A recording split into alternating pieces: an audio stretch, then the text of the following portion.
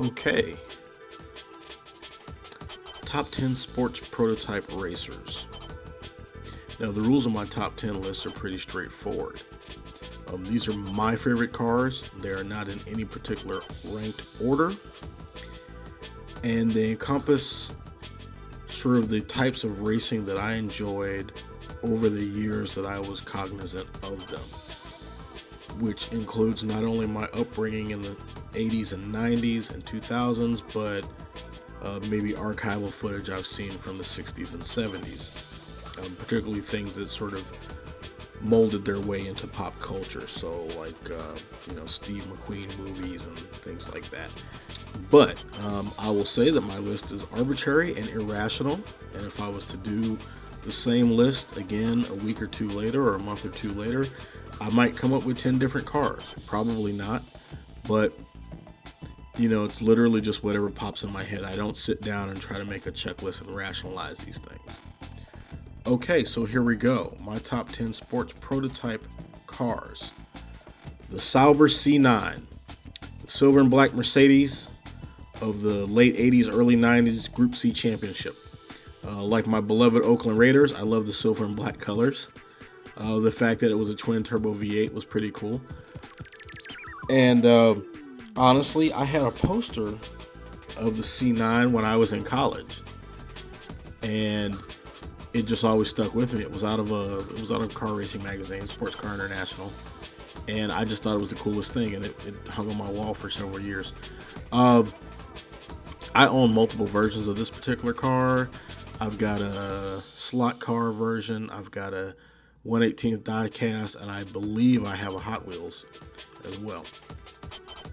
Number 2 on my list, this is 2 cars and they're going together for obvious reasons, and that's the Porsche 956 and the 962.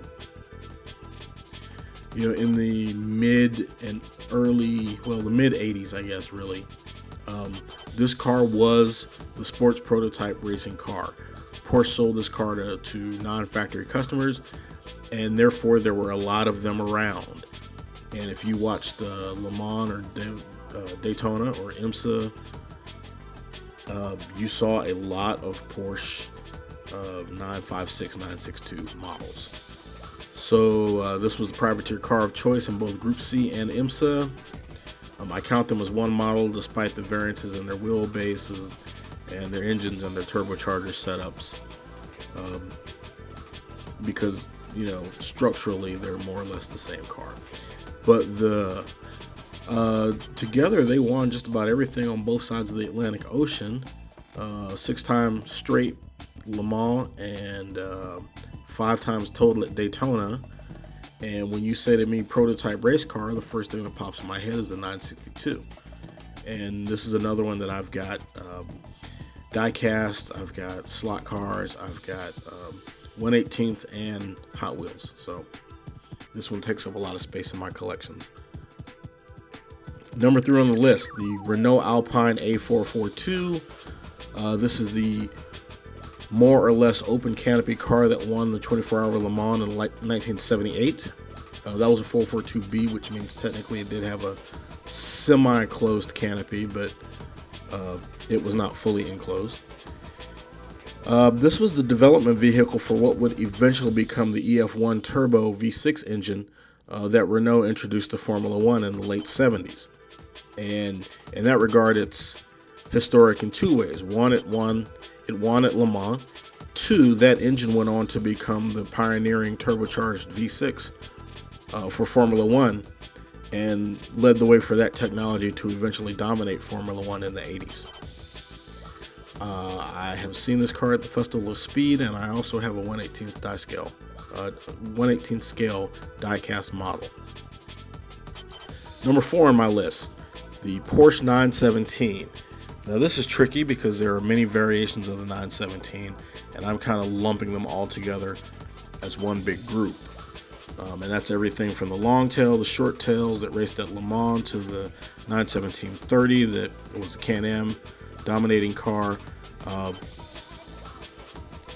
Just a Porsche doing what they do, designing a basic car and then iterating it until it became almost unstoppable. This car was the star of the Steve McQueen movie Le Mans, and in many ways it was the Swiss Army knife of 1970s sports endurance racing. Like I said, it came in a lot of different versions, ultimately ending in the 917-30 with 1,000 horsepower.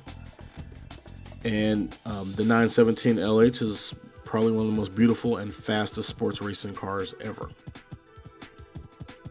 Number 5 on the list, the Peugeot 905. Now this is tricky because honestly the version I loved was the original, but the one that won Le Mans was the Evo 1B. So that's the one I have in my diecast collection. But the original car was a great looking car in my opinion. And this car shows up on many of my lists because it's one of my all-time favorites. The design marked a new direction, sort of that single bubble canopy that didn't make that didn't go through the rigmarole of having the quote-unquote passenger seat that wasn't even a seat usually. It was just space.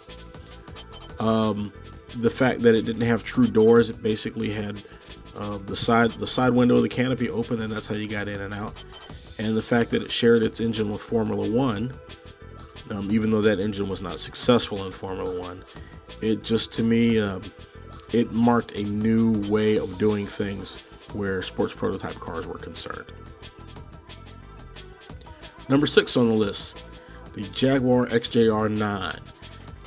Now, there's something cool about a big, bruising Jaguar V12. And the Castrol and silk cut cars of the 80s were just awesome. Now, honestly, the silk cut cars to me are better looking, but Castrol is what we had here in IMSA, so that's what it was. They won 24 Hours of Daytona, they won Le Mans, and they won a Sports Prototype Championship.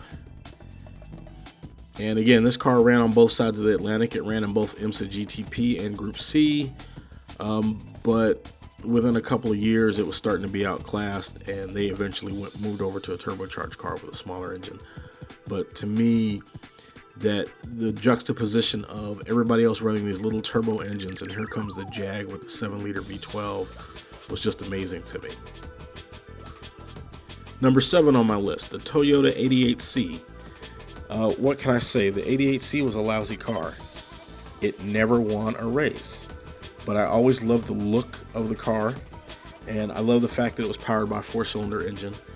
And it's funny because that engine went on to be developed further and did eventually dominate IMSA in the hands of the All-American Racing Eagle Mark III Toyota car, and also a variation of that engine was used in Rod Millen's Pike Peak, Celica, and Tacoma.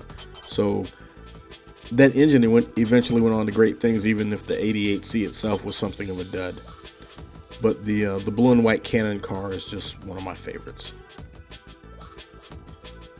All right, number 8, the Porsche 936. The 936 sort of bridges the gap between the 917 and the 956. It won Le Mans multiple times. It was absolutely beautiful. It was an air-cooled flat 6.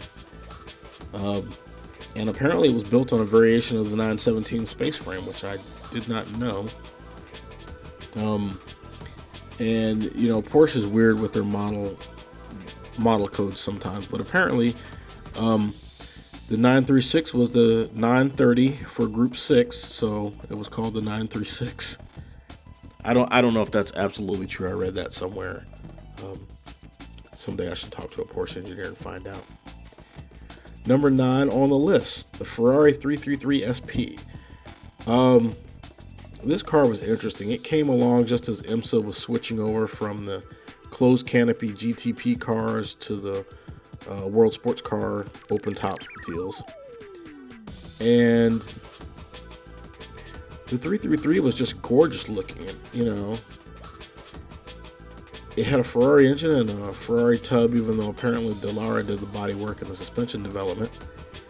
But it was a variation. The engine itself was a variation of a Ferrari Formula One engine. And for the post-GTP years, it was pretty much the car to beat. Never ran well at Le Mans, but otherwise it ran pretty well in IMSA, and it was just a cool car, and it sounded great. I've seen one of these in action at historic racing, and it makes an impressive noise going around the track. And for an open top car, it's a good looking car. I'll give it that. Number 10 on the list. This is an oddball. The RX792P. Again, this is another car that hung on my wall for many years. I had a poster, and the 792P was on the poster. I literally never saw this car in a race, but that poster, or that calendar to me was just, I thought it was a cool looking car.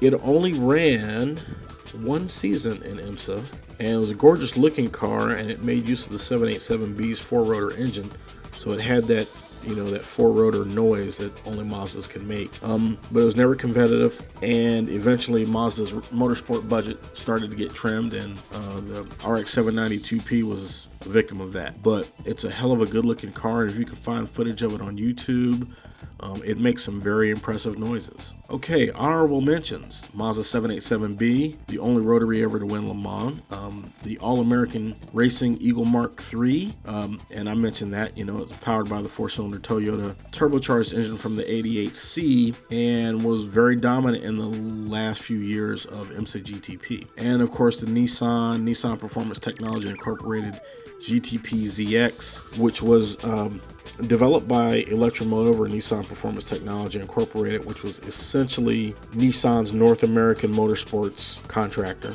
They developed this car for IMSA, and it was great. It won a constructor title in 89 and 90, and it was featured on a bunch of ads for the 300ZX. So how can you go wrong with that? Those big red, white, and blue Nissans barreling their way around the course. So that's my sports prototype list. In the comments below, let me know what you think about my top 10. Let me know if you would change any of the cars on the list, or even list your own personal top 10 down there. Thanks for joining us, and like, share, and subscribe, and we'll see you next time. Bye-bye.